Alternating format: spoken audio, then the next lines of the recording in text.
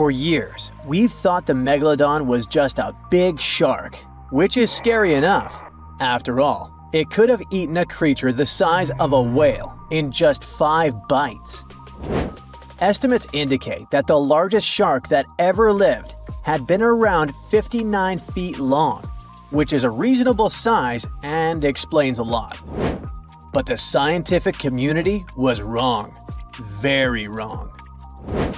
Now, scientists have proven that megalodons could grow up to 80 feet long, which is the same as a 6-story building. The creature would have certainly been dozens of times bigger than you if you had seen it underwater. These giants ruled the ancient oceans between about 20 million and 3 million years ago. And even though it was a long time ago, they've left a lasting impression, becoming the protagonists of many movies. And scientists continue to search for answers about their life. Thanks to this, we still occasionally find their fossils. But the thing is, no one has ever found a complete skeleton. All we have are scattered vertebrae, a few scales, and, of course, those massive, razor-sharp teeth. The most complete piece we know of is a 36-foot section of a megalodon's spine. It was once part of the trunk of the animal's body. So, to assess just how big the megalodon was, experts compared its fossils to more than 150 species of sharks, both those that are alive and those that have gone extinct, to get the most realistic result possible.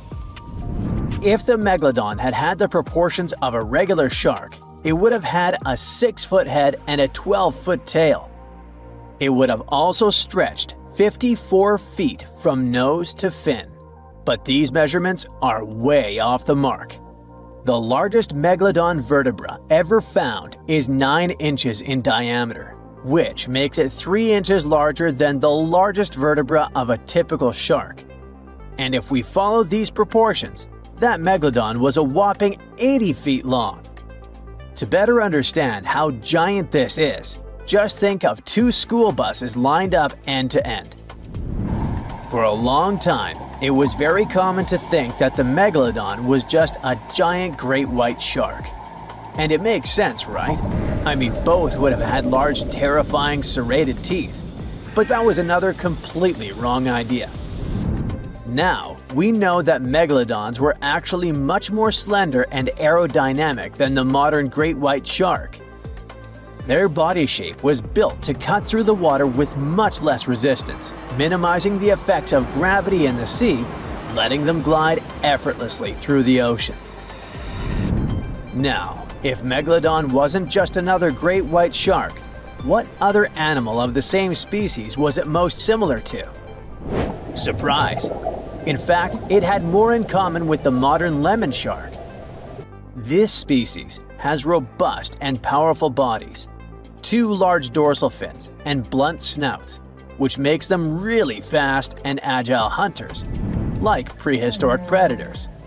In other words, while thinking about the megalodon, you can imagine a giant, turbocharged lemon shark.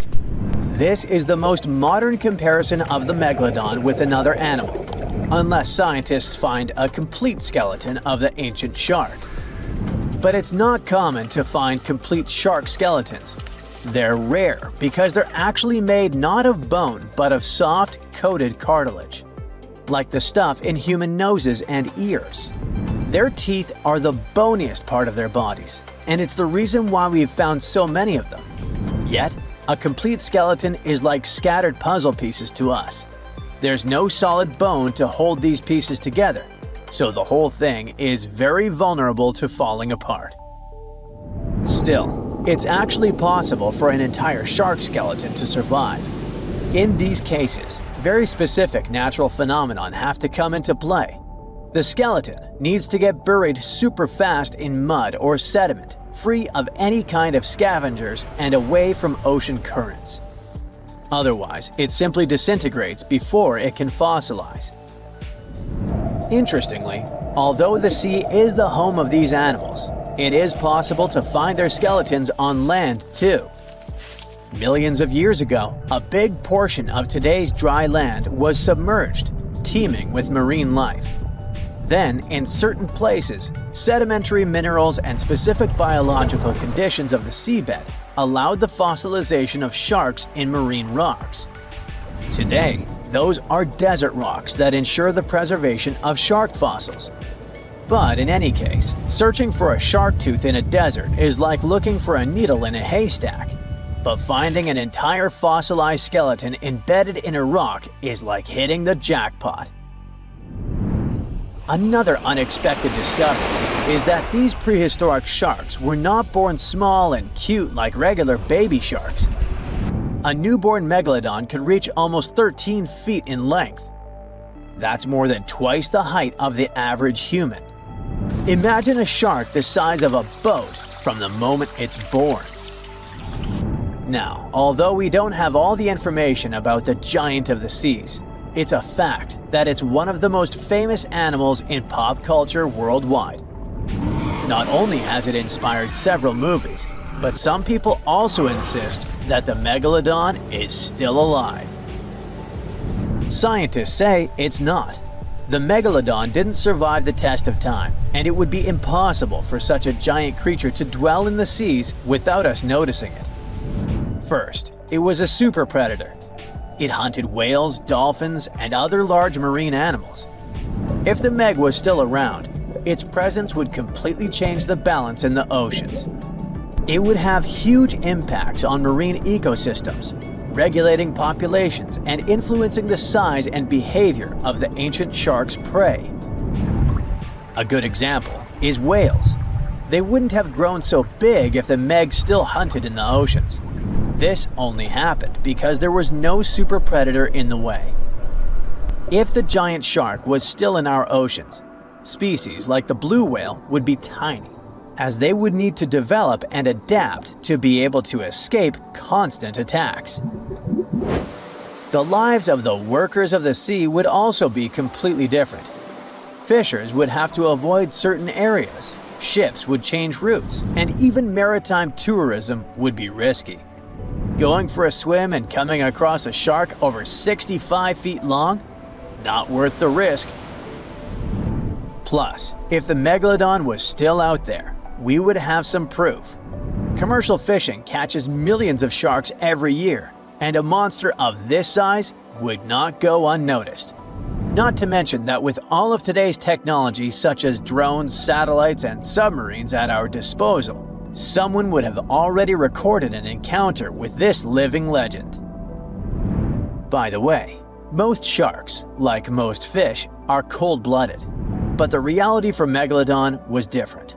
This giant was able to keep its body warmer than the surrounding ocean. This gave it an advantage over other sea creatures, allowing it to remain fast and active even in colder waters. It was a survival advantage that other animals of its kind did not acquire during their evolution. One of the most famous theories is that the Meg lives in the Mariana Trench, but scientists are sure that it doesn't make any sense. This region is poor in food and has many tiny creatures, which would not be nearly enough to sustain a large predator. In addition, there's a lot of research studying countless sharks that live in the ocean depths, and none of them come close to the size of the Megalodon. So, does the Megalodon still exist? Definitely not, but that doesn't mean it isn't any less mysterious and fascinating. The giant shark that terrorized the oceans some 20 million years ago. For 13 million years, this 60-ton beast dominated the warm waters of our planet. Though, some believe that the Meg still lives in the most remote and deepest parts of the ocean. It's a hot summer day. It seems only logical to go for a swim in the sea. You're floating on your back, completely relaxed. Your eyes are closed. Your breath is even. Water's pleasantly cool around your body. A light breeze touches your face. You feel calm enough to doze off. Suddenly, something bumps into your leg. Yanked out of your half-slumber, you begin to flail until you're face-to-face with the invisible danger. Luckily, all you spot is a couple of easily recognizable fins and cute smiley snouts. Phew, just dolphins. Guess you're lucky to meet them in the wild. These amazing creatures are so close, you can touch them. You've heard people say dolphins' skin feels rubbery. but to your mind, it's more like the inner part of a hard-boiled egg. One of the animals is so close to you that its salty smell fills your nostrils. You know, though, that dolphins don't have sweat glands. It means they don't sweat and are pretty much odorless. The smell you sense comes from the water they swim in. The largest and most ferocious predator to ever haunt the oceans, the Megalodon shark dominated the seas for centuries before coming extinct millions of years ago. However, scientists managed to discover very few remnants of the giant shark. Everything we know about the great beast we've learned thanks to fossils of its giant teeth, which are just about the size of the average human hand. A megalodon skeleton has never been discovered. Shark skeletons are made mostly of cartilage, meaning that they decompose quickly. Luckily, sharks continuously shed and regrow teeth throughout their lives. One shark can go through 40,000 teeth in a single lifetime. Scientists have managed to study different types of shark species based on their teeth alone. The Megalodon shark had around 276 teeth. When they fell out, those teeth landed in the seabed where they stayed for millions of years, fossilizing. Scientists found those teeth, and they're the only real record we have of the Megalodon's existence. Megalodon teeth have been discovered all over the world. It means that unlike other marine animals of its time, the Megalodon was intercontinental. Even today, most sharks and marine animals tend to stick to one sea or ocean. The Megalodon shark swam freely around the world, moving between tropical and subtropical waters. Megalodon teeth have been found in every continent apart from the freezing cold waters of Antarctica. When a megalodon makes a starring appearance in a movie or TV show, it's portrayed to look like a giant version of a great white shark. Scientists previously believed that the megalodon and the great white shark both descended from one common ancestor. Still, it's not true. In fact, it's more likely that the megalodon was the arch-enemy of the great white shark's ancestor, the broad-toothed mako shark. That means Megalodon wouldn't have looked so similar to the great white after all. In reality, the Megalodon would have a shorter nose than the great white, along with longer pectoral fins to give the giant shark a stockier and more threatening build. They both had an excellent sense of smell though, so even in prehistoric times, it wasn't a good idea to go swimming with a chunk of raw meat in hand.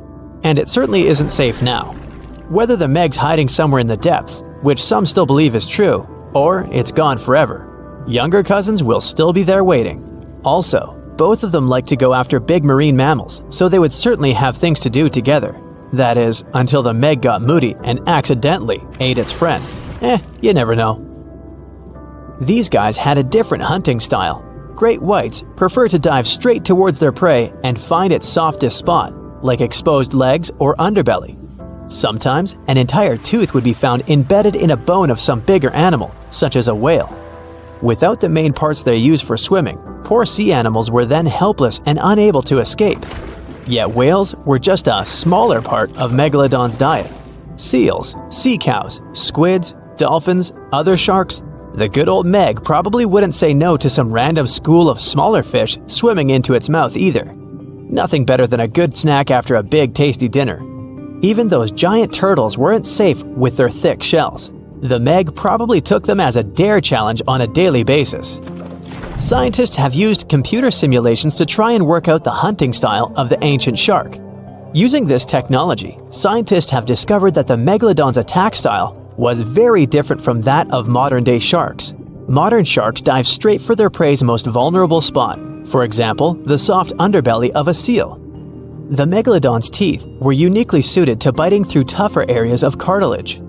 So, evidence suggests that a Megalodon would first chew the tougher fins of their prey, rendering them unable to swim away before launching into their final attack. Some people believe that the Megalodon is still alive today, lurking at the depths of the ocean's waters. But it's unlikely to be true. Megalodons are a warm water species, which means they would be unable to survive in the cold waters of the deep ocean. Most of the Megalodon's potential prey live in shallower waters, meaning there would be very little for the Megalodon to eat at deep sea level. Simply put, if there was an animal as big as the Megalodon still living today, we would have spotted it by now. It is unlikely that you'll run into a Meg though. The sharks, like us, preferred warm coastal waters. Deep ocean living would be too cold for the beasts, and food would be scarce. their entire bodies would also have to evolve to avoid being squished by the enormous water pressure down there. It's unlikely they're still around, but not impossible. Some good news if you do run into one is that the shark is pretty unlikely to eat you. You are way too small a meal for the Megalodon, even if you have a couple of friends with you. This guy eats whales that are over 50 feet long. If you're having a beach party though, it's a different story. In a beach full of swimmers, the shark very well might creep up, scooping several humans into its giant mouth without even chewing. The fearsome name Megalodon comes from two Greek words, megas, meaning big, and odont, meaning tooth. Combined, they mean big tooth, and it certainly lives up to its name. Just one of its chompers is the same size as a human head. It had 276 humongous teeth in total, across 5 terrifying rows. In all of history, only a couple of saber-toothed cats and the T-Rex had consistently bigger teeth. Now that's a showdown I'd like to watch. The Megalodon vanished millions of years ago, leaving only huge teeth to be found by modern archaeologists. They literally disappeared with very few traces left. Scientists believe that over time, deep sea levels dropped and the ocean's temperature went down rapidly. Over a third of all marine life was wiped out as the oceans cooled and the number of animals at the bottom of the food chain plummeted. This had a catastrophic effect on the hungry predators at the top. Sorry guys. It became way too cold for these sun-loving sharks too, which made it difficult for them to reproduce since they gave birth in warm waters. The Megalodon is usually described as a sort of great white shark, but this is just a common myth. In fact, the ancestors of today's great white existed at the same time as the Meg, but they weren't best buddies and were even in competition with each other. The great white shark was a better hunter using its smaller size and agility to snap up the Meg's prey quickly. They were also known to eat Meg pups, who were only half their size. This didn't exactly help the whole extinction thing. While a great white was no match for an adult Meg in a head-to-head fight, they sure weren't scared of stealing their food. This only left the bigger fish and whales for the Meg, but its food supplies began to run out as whales swam to the cooler new seas. The whales adapted to prefer the colder temperatures, leaving our friend the Meg behind. The Megalodons either starved or were frozen into extinction by the Ice Age. Rather than a great white, the Megalodon is more like a modern bull shark. It had a short snout, a flat lower jaw, and huge pectoral fins to support its massive weight and size. As scary as they are, these sharks were actually caring family guys. Several Megalodon nursery areas have been discovered in Florida, Maryland, and Panama. They gave birth to their young in shallow water environments. We know this from discovering loads of tiny Megalodon teeth found in these areas. I wonder if they had nannies too. The water is bubbling under the fishing boat as if something is coming up out of the water. It gets closer and closer. The water seems to boil. Suddenly, you see giant jaws and glistening teeth. Seconds later, a huge shark jumps out of the water and crushes the boat in one bite. It was the Megalodon, the largest fish that ever existed on Earth. Now, we pictured the Megalodon as this, an enlarged version of the white shark for a long time. But scientists continue to argue about its appearance. So far, they agree that the image of this giant shark was wrong. Here's the data that scientists are sure of. Size, about 50 feet long. That's as big as a school bus and comparable to the length of a subway car. 8.5 times the height of an average person. Let's compare it to the modern white shark. The Megalodon is 3 times bigger, but that's just a rough estimate. We don't have a fully preserved skeleton of the Megalodon. That's because it didn't have any bones, but cartilage. Not much of that left in the 3.6 million years since the Megalodons went extinct. All that survived were teeth and a few vertebrae. By comparison, dinosaurs went extinct about 66 million years ago. But their solid bones are perfectly preserved, and we have many different examples of their skeletons. Scientists have calculated the size of a Megalodon based on its teeth and jaw. Now, this is one tooth. It's about 7 inches long, bigger than the palm of your hand, and 3 times the size of a modern white shark's teeth. The Megalodon jaw was 6 feet wide and chalked up 5 rows of teeth, a total of 276 razor-sharp chompers. The other preserved remains are the vertebral column. It consists of 150 vertebrae, each 6 inches wide. They contain much calcium because, well, Megalodon love fresh cold milk. Nah, it's because the vertebrae had to withstand the enormous mass of a giant shark.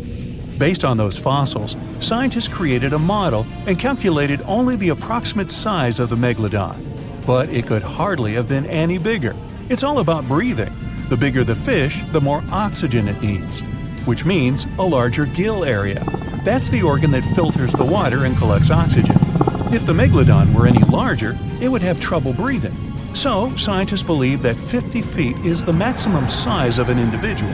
On average, they were a few feet smaller. Whew. Now, let's talk weight.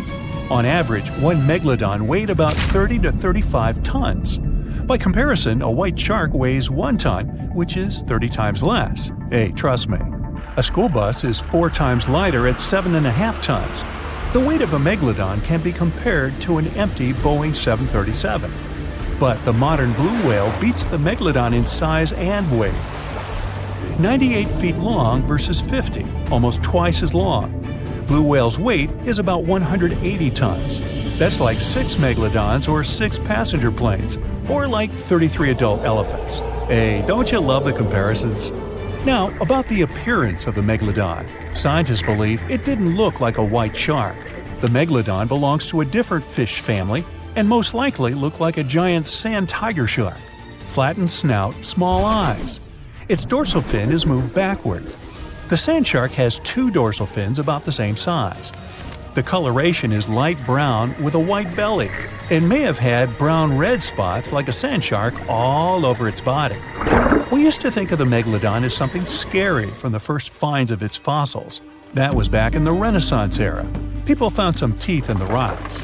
At first, these teeth were thought to be the tongues of dragons or snakes.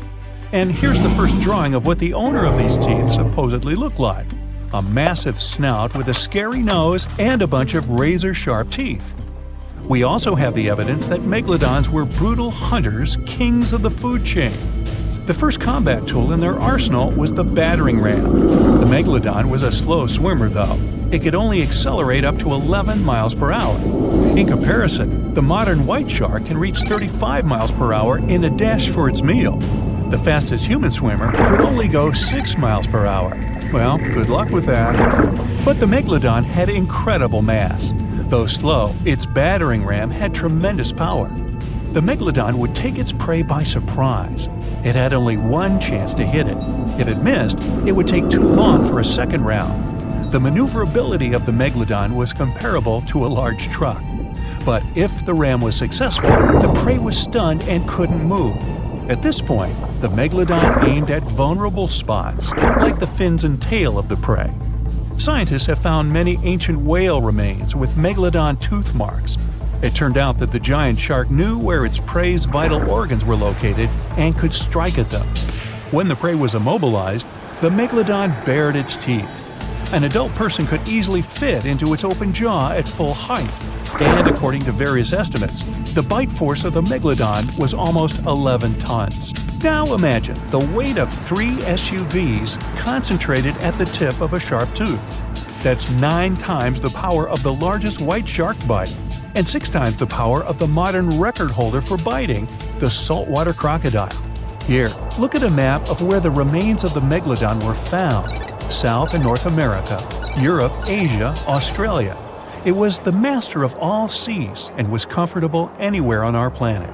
We've even found some remains of the giant shark in freshwater sediments.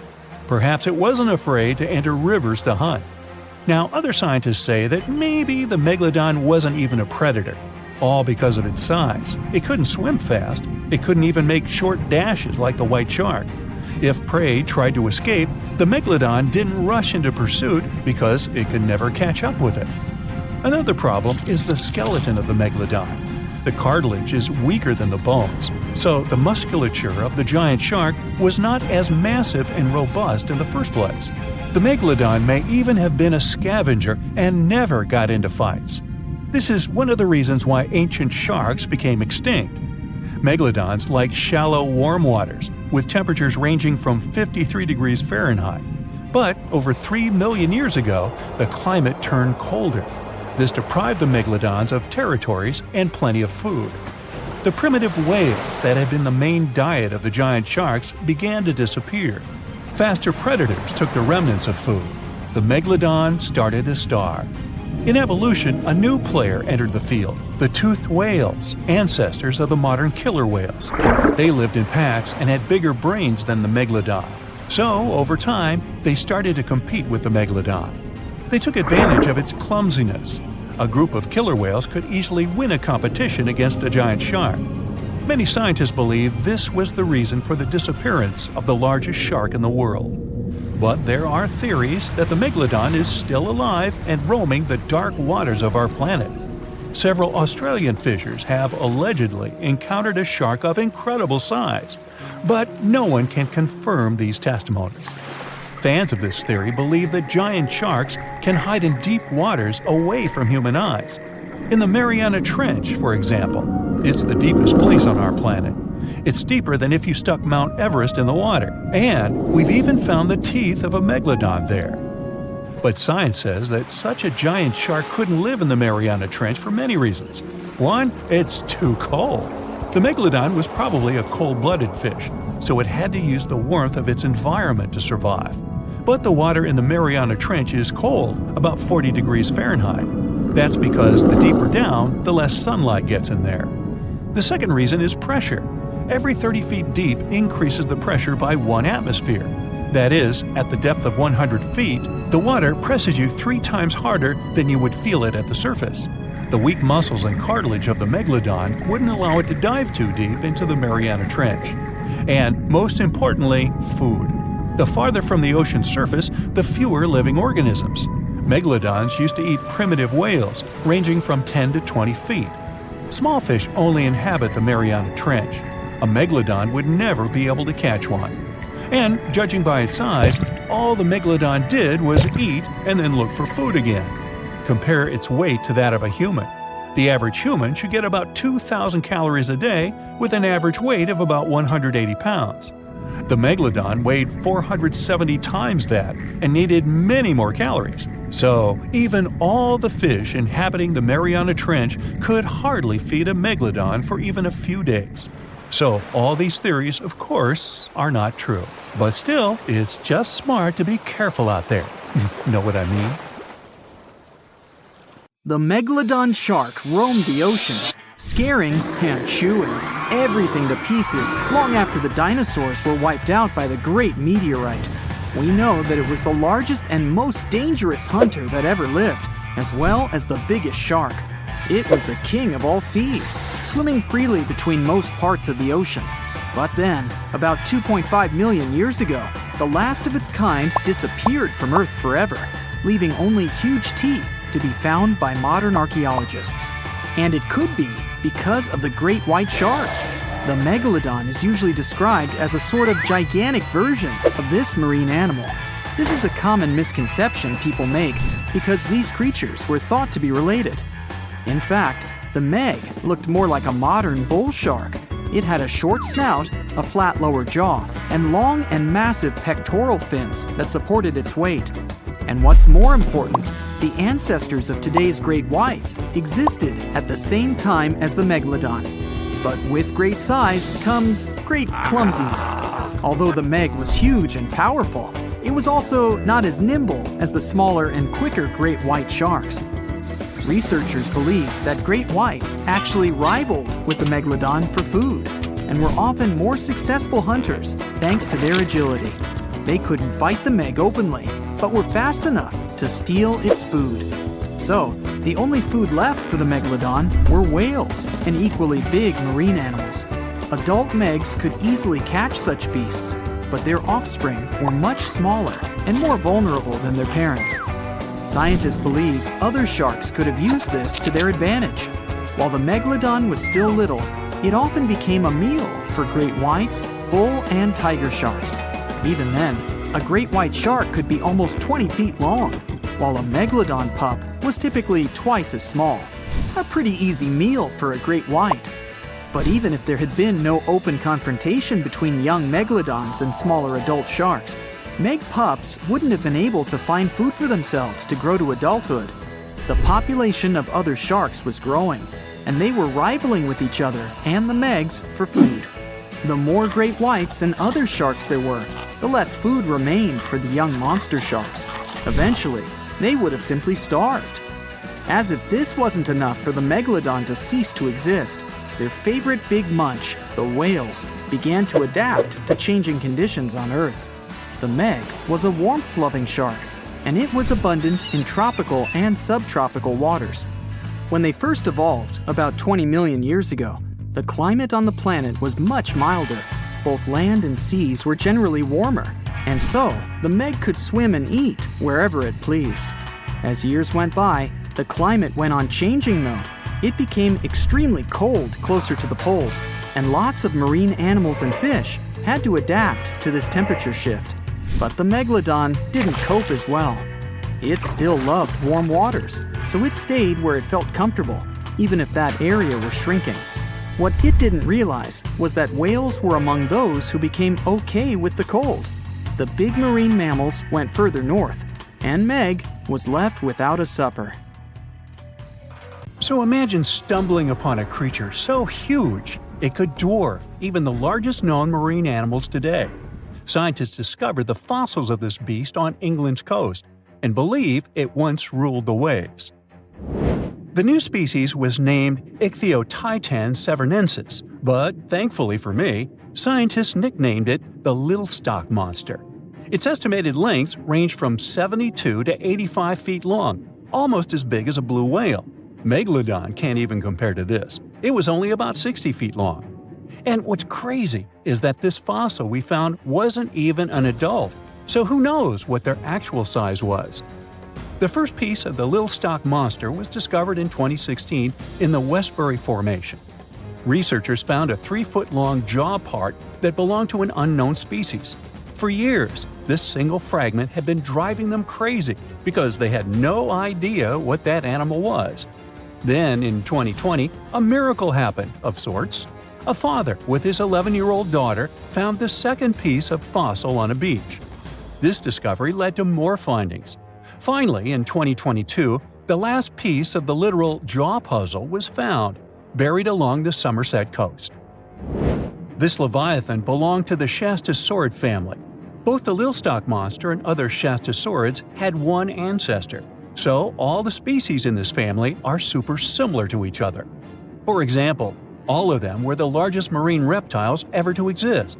Although our Little Stock Monster is much larger, most Shastasaurids could grow up to only 69 feet long, and it's possible that the Little Stock Monster, when fully grown, would reach up to 100 feet or even more. Both of their bodies were just perfect for cruising the ancient seas. These marine titans were elegant and slender, with an elongated snout. Other marine animals at the time were smaller and looked more like dolphins. Shastasaurids had long paddle-like limbs adapted for efficient swimming. Their skulls show large eye sockets, which means they had excellent vision. If you were in the ocean, no matter what time it was or where you were hiding, they could spot you. They were also incredibly fast and could dive to great depths. Of course, all these things made them the most terrifying predators.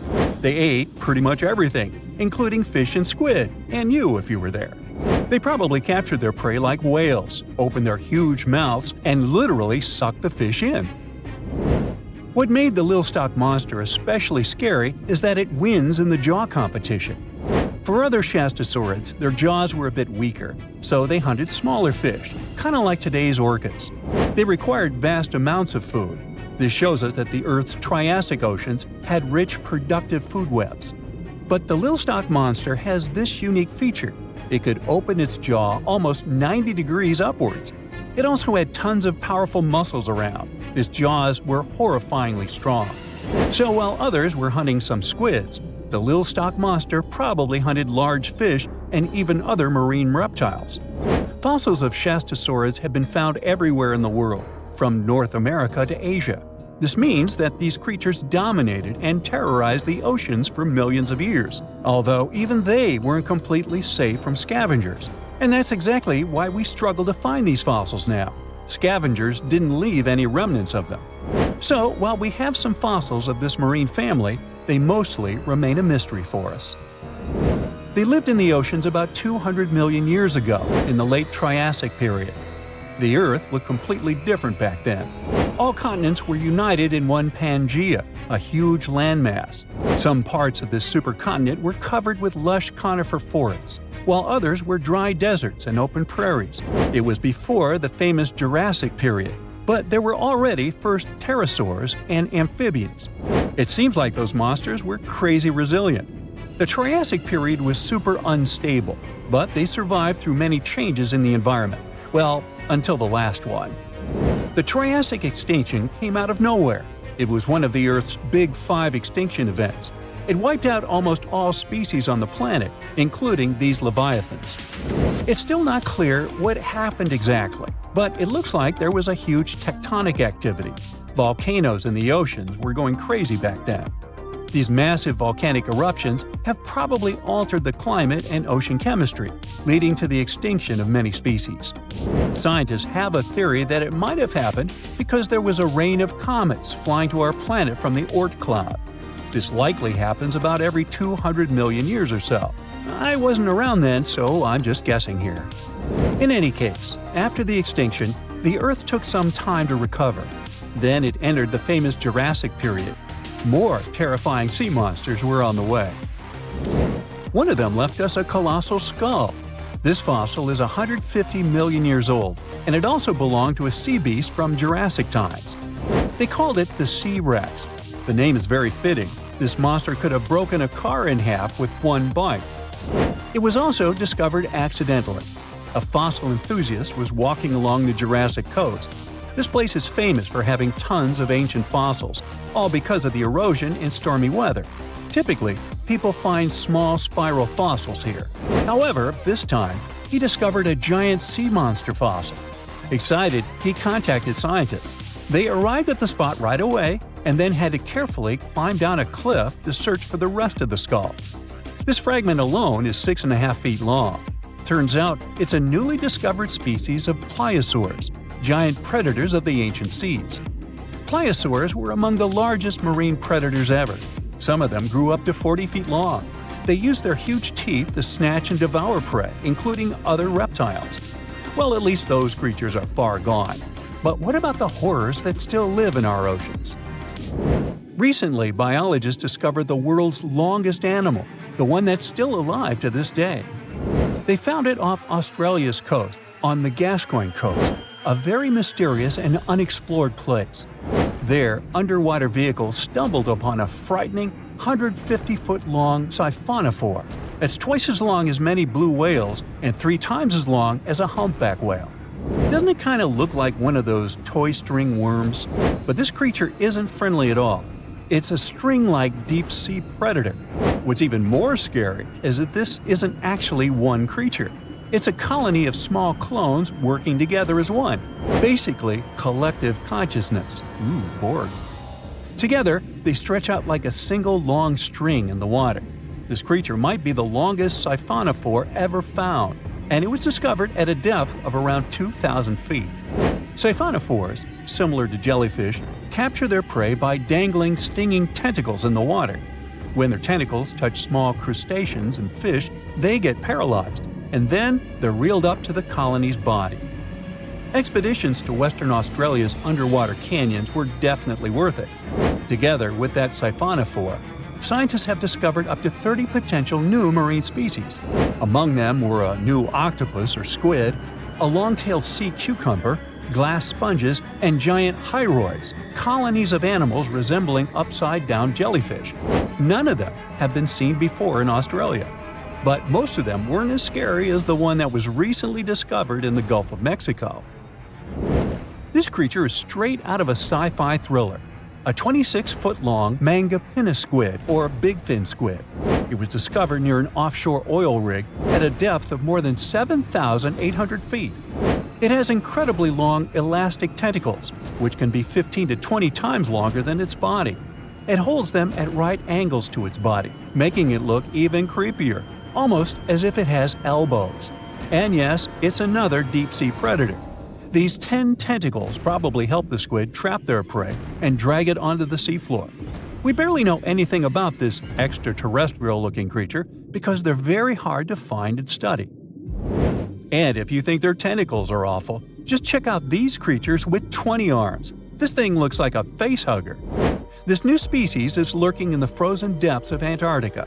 Experts were searching for cryptic sea animals known as Promachocrinus, or Antarctic feather stars.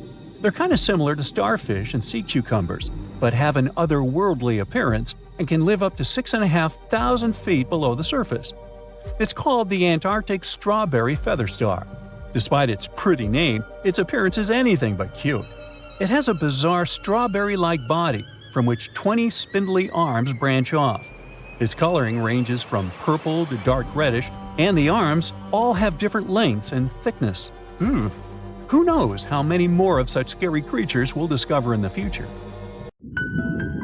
Now imagine a creature with a body that is reminiscent of a cuttlefish, with eyes sticking out from stalks like a funky headband, fins on its tail, and a long skinny nose ending in a mouth full of teeth.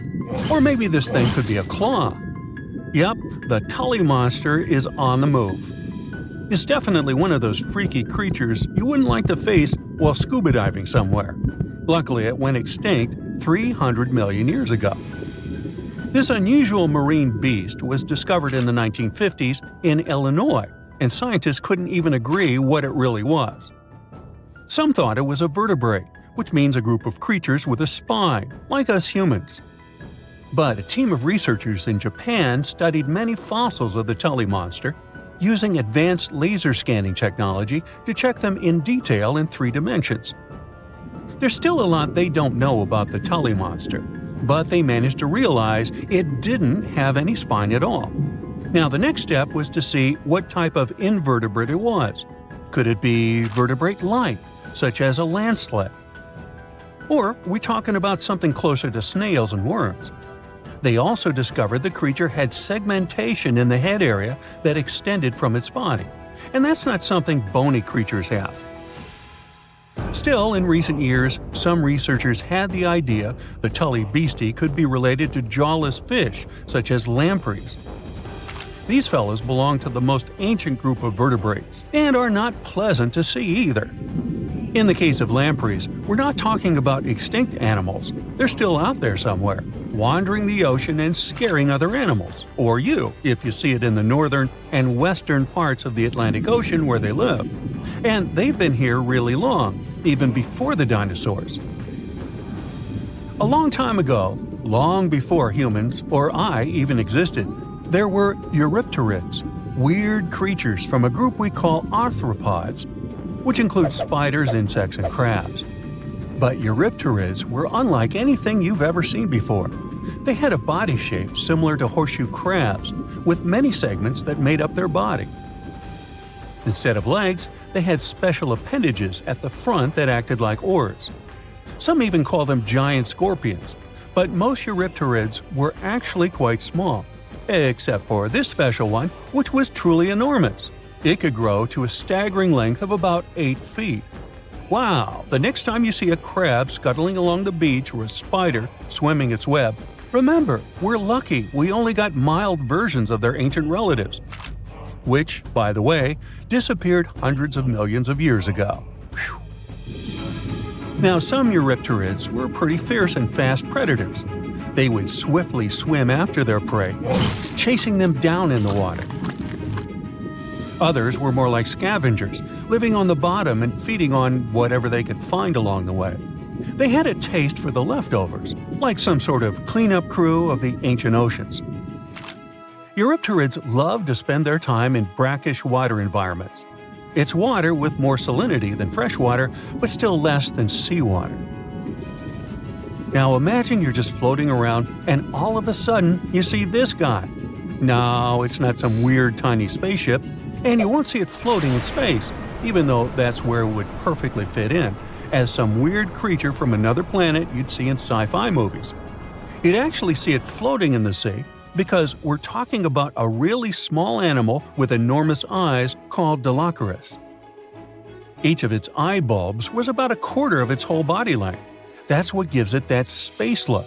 like it might live on one of the oceans under the surface where we look for life, like Europa, one of Jupiter's moons, or Titan, Saturn's biggest moon. I could easily imagine creatures like Dollocaris giving us a warm welcome once we get to Mars, too. Dollocaris had great vision. It would keep a keen eye out for any movement in its surroundings.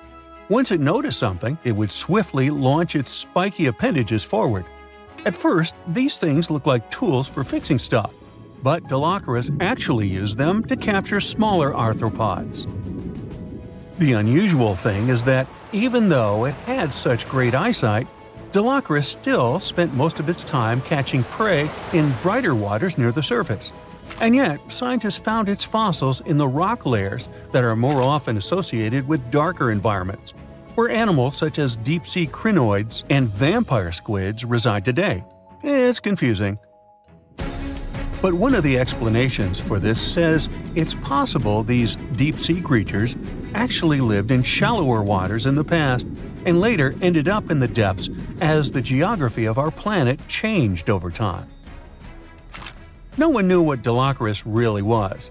It could belong to a group of arthropods, and it seems to me that's where most of the world's weirdest creatures are. Some believe it could be related to mantis shrimp, while others compare it to blind, worm-like crustaceans that live in dark underwater caves. And check out this enormous worm lurking beneath the sandy ocean floor, patiently waiting for its next meal to swim by. These ancient creatures were like stealthy predators, perfectly camouflaged in their sandy lairs.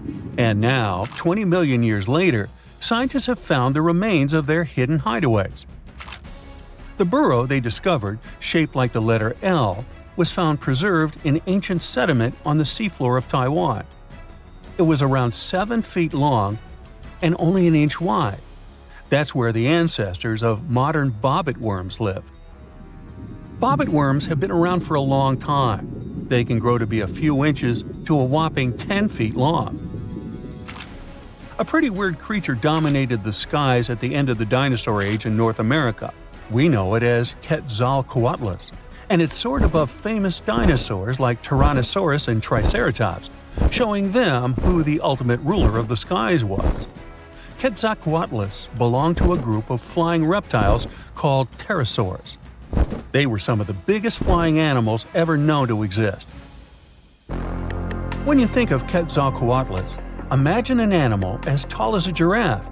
These incredible creatures had long necks, small bodies, long legs, and wings that were relatively short compared to their size.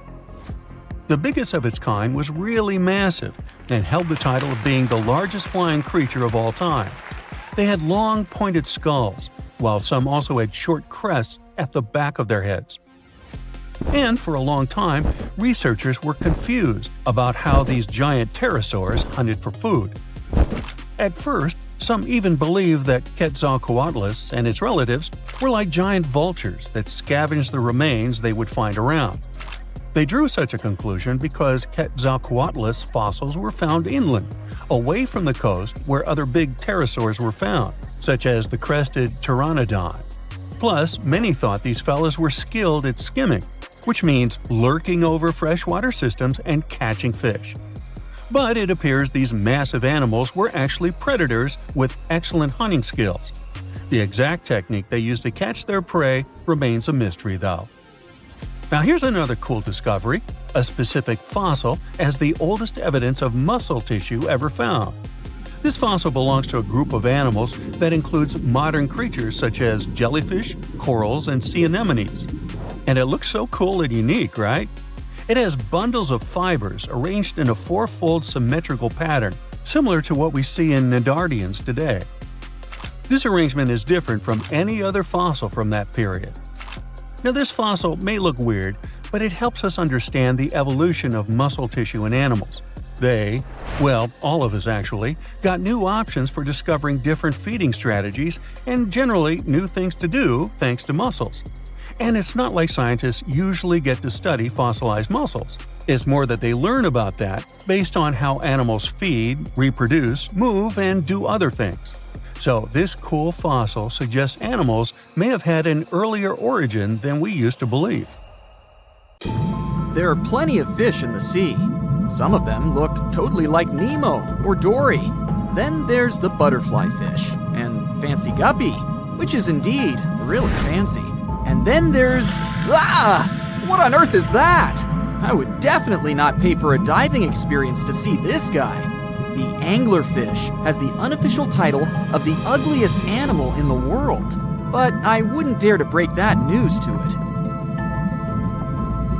There are more than 200 species of anglerfish currently swimming somewhere in the gloomy depths of the Atlantic and Antarctic Oceans, up to a mile below the surface.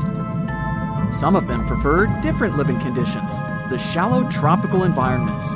Different kinds of anglerfish vary in shape and size, from the famous black sea devil to frogfish, monkfish, footballfish, goosefish, batfish, and sea toad. The larger ones can be half as long as a full-sized bed, but most are less than a foot long. Since the choice of meals where these guys live isn't that huge, they had to come up with a unique hunting strategy. They don't waste their priceless life energy on following prospective prey. Instead, they use a piece of dorsal spine that sticks above their mouths like a fishing pole, hence the name of the fish. There's a sac of bioluminescent bacteria that glows brightly in the dark at the end of that rod. The light lures prey, and all the anglerfish has to do is wait, and then enjoy its lunch delivered right to its mouth. Their bodies are pliable and huge, so they can easily swallow prey twice their size. Deep-sea anglerfish eat whatever they can find. Species that live in more shallow water aren't picky either, and can eat anything from shrimp to snails and small fish. Only female anglerfish have the cool fishing rod feature though. So what about their males? Finding a soulmate deep under the sea isn't that easy. I mean, literally, there's no light down there. Plus, there are frigid temperatures and low oxygen levels. Anglerfish can't afford to go on many dates in those conditions, so they mate for life. And before you go aw about it, I have to tell you, they do it in quite a special way. Male anglerfish are much smaller than their ladies. The contrast is so striking that when researchers first got interested in their love life, they thought those males were actually the offspring, or larvae, hanging out next to their moms. Certain anglerfish male species have receptors that alert them that there's a female nearby. After they mate, the male bites into his woman and stays attached to her head, belly, near her tail, and other areas he can access. While they morph together forever, the female fish gets the male's cells, DNA, and reproductive organs, but loses her immune response cells. The male gets free permanent housing and nutrition. Given the current real estate prices, it sounds like a dream. But that accommodation is shared by up to 8 males, and they can't move out if they ever feel like it. You're unlikely to meet this deep-sea fish in real life, but if you meet an anglerfish in your favorite video game, remember that you can easily outswim it and make it kinder to you with tranquilizing arrows. Once you befriend it, the anglerfish can be your scout and help you discover new areas with its bioluminescent pods. Back in the real world, down in the twilight zone of the ocean, about 650 to 3,300 feet down, the anglerfish isn't the only creature you're lucky you'll probably never meet. Many of the locals look like they come straight out of science fiction or horror movies, but that's because they had to adapt to this dark, deep world. I did my best to get you prepared for the creatures you're going to meet, starting with the common fangtooth. They spend most of their lives deep down, but at night, they move toward the surface to snack. These guys are more active than most other deep-sea dwellers. They don't wait for food to come their way, but actually follow it, and then get it with their long, hungry teeth. They don't have a built-in light bulb like the anglerfish, so they've developed a great sense of smell and use as much sunlight as they can get there in the depth to get around. Sometimes, even the shadow of a passing by prospective prey is enough for them to switch to action mode. And though they don't look too charming, they're completely harmless to humans if you ever run into one of these guys.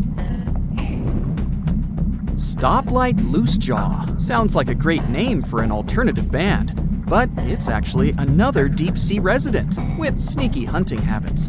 It has special light-producing photophores under each eye. They emit green and red light like a stoplight, hence the name of the fish. Unlike other fish, these guys hardly ever leave the twilight and midnight zones. Their lower jaw is a quarter of the total body length, and the stoplight keeps it open all the time, hoping to get some lunch. It looks like a ferocious predator, but mostly prefers zooplankton, with an occasional dessert of shrimp, krill, and fish. I'm sure you didn't expect to meet a hybrid of an eel and a bird, but here it is! The slender snipe eel has a beak, much like that of a bird, with curving tips. The beak is equipped with tiny hooked teeth that the eels use to catch the antennae of delicious shrimp. And it sure is slender, stretching up to 5 feet and weighing only a few ounces. Scientists don't know all of this guy's secrets, since it's pretty tricky to study in their natural habitat. But it looks like they only produce offspring once in a lifetime, and then pass away. Glass squids like to take it easy in life and literally go with the flow. They're filled with a solution which is lighter than water, so they don't have to make any effort to move around the deep sea looking for food and partners. These creatures are transparent, so they blend into any landscape and don't even cast a shadow while moving. Talk about a great survival tactic. If danger finds it anyway, it can transform into a lumpy ball, pushing its head and tentacles into its mantle cavity. It can also release ink into the mantle and go from transparent to black. The same ink can protect it against hungry whales and seabirds. Another tactic they use to scare off predators is to activate their light-emitting organs around their eyes. I'm getting hungry. Maybe I can snack on this sea cucumber. Ouch, it's moving! So I guess it doesn't belong in a salad after all. These soft-bodied fellows live in all parts of the ocean, from shallow waters to the deep underwater world. Most of them slowly move around with their tiny feet, but some crawl around by flexing their bodies. Sea cucumbers can shed their internal organs when there's a predator approaching. Those sticky organs distract the intruder, and the happy cucumber moves on and just grows the organs back. What's that glistening in the distance? Looks like someone dropped gems in the water. That's a sea sapphire, also known as the most beautiful animal you've never seen. Some males of this type of copepod can change color from deep blue to purple, red, or gold. 1 second later, it's gone. And it's back, shimmering bright. The secret to this magic is that their bodies are transparent and reflect light differently at certain angles. It looks like it's their way of communicating between each other and attracting mates. Female sea sapphires don't have the same superpower, but their eyes are bigger compared to males, probably to spot them from a distance. Males roam wild and free, and their ladies stay in the crystal palaces of strange barrel-shaped jellies called salps.